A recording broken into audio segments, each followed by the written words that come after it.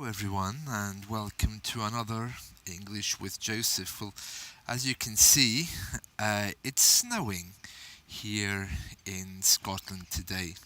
I live just near Glasgow, and as you can see there, the snow is really coming down, and it's also lying on the ground there too, as you can see.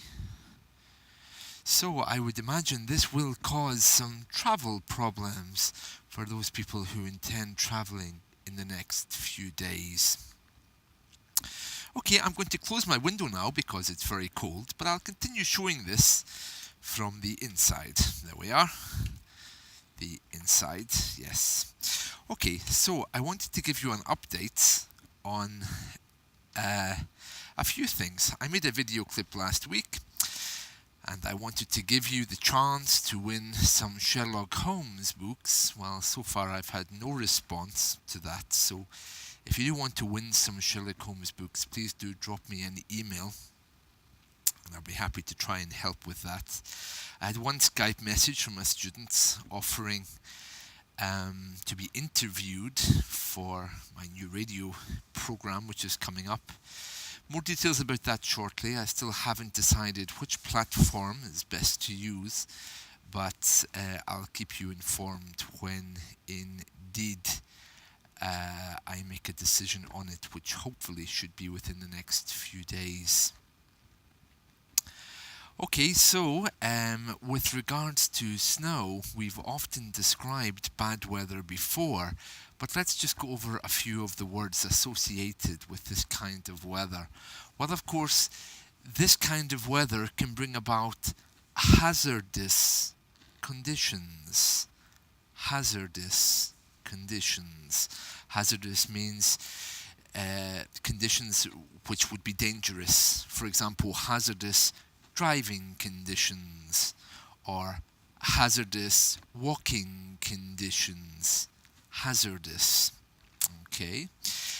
If the snow lies on the ground, we can say it's a very snowy day. Or indeed, we can use the word snow to talk about the colour. Oh, did you see the chicken? It was Snow White, for example. And indeed, we all know about Snow White, the very famous Disney character.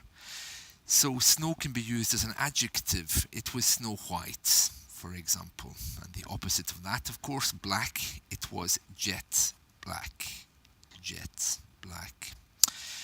Okay, so it's a snowy day here in Scotland. A snowy day. And the snow is lying on the ground, and as you know, lying has two meanings: lying as in not telling the truth, and lying as in laying, to use the Americanism. Okay, so if I was going to be poetic, I could describe today as being very wintry. It's a very wintry day, and of course we are in the middle of winter, so why would it not be? It's very interesting. Some people think that winter is in November and December, but officially in this country, winter does not begin until the 21st of December, which is the shortest day. That really is winter. And before that is autumn. Before that is autumn. So it's a very snowy day. Some nice adjectives to use. The snow is lying on the ground. One danger of this is hazardous conditions, especially if it turns to ice. Then we will have icy roads. In the same way as we have snowy roads, we also have icy roads. We can apply that to anything. For example, rainy weather. Rainy, snowy, icy, sunny.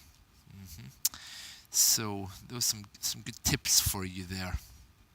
Some good tips for you. Well, I hope that gives you a little detail there about describing the weather. Do remember to write to me if you're interested in receiving one of those Sherlock Holmes books, and also if you have any feedback for me and what you would like to see in the future of these videos. And hopefully I should have some more information for you about some kind of radio coming forwards in the coming weeks.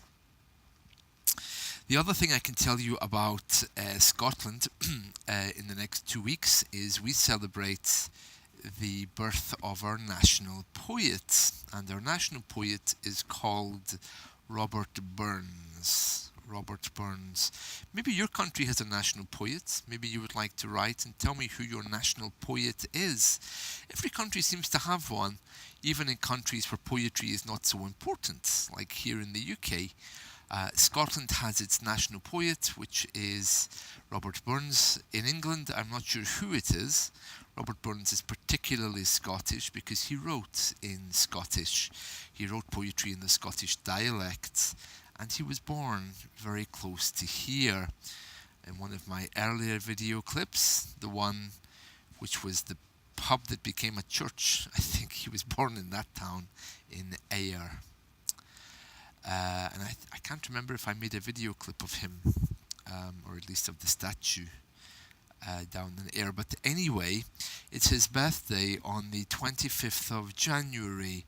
So that's the day when Scottish people become very excited, and we eat a particularly Scottish traditional meal called haggis.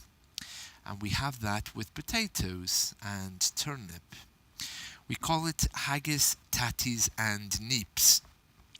And we read poetry belonging to Robert Burns, and some of us even have a ritual where we take the haggis, read poetry, drink whiskey, and then stab it, which is a little bit strange, I think. So the Burns Night celebrations have already begun, and I can tell you more about those another time if you wish. Burns poetry is nice, but not for an English student, because if you're trying to learn English, you soon discover that his poetry is not really written in English. It's written in Lowland Scottish. Those of you who follow this podcast regularly will have heard me talking about Scottish Gaelic. Gaelic is an indigenous language from Scotland. However, Robert Burns has nothing to do with that. He didn't write in Gaelic. He didn't know Gaelic. Robert Burns wrote in Lowland Scots, which was a dialect we have here, which is more or less still used, although not very often, but colloquially amongst ourselves it is. So just to recap then, the birthday of our national poet is on the 25th of January, when Scottish people will be getting very drunk, eating lots of meat and potatoes and turnip, remembering Robert Burns at the same time. So to use an English idiom, it's kind of business as usual for most Scottish people, because getting drunk, eating meat and potatoes is something which they do anyway, but perhaps in a more organised fashion. It's also one of the nights of the year when we wear kilts, the traditional Scottish costume, kilt. Well, I hope that tells you a little bit more about the coming weeks here in Scotland. I'll be going to at least one of the Robert Burns events. I won't be going to a Burns supper where they stab the haggis and play music, but I will be attending a few other events which I will try and record for you. Not really associated with learning English, because when they recite his poetry, it's very hard even for us to understand, because it's written in an old form of Scottish. But I will almost certainly try and at least record some of the scenery for you and some of the events as we remember our national poet, Robert Burns. And it would be good if you could tell me who your national poet is and how he has affected your society. So you can contact me, mctaggartjoseph7@gmail.com. You can also contact me via social media, Facebook, LinkedIn, Twitter.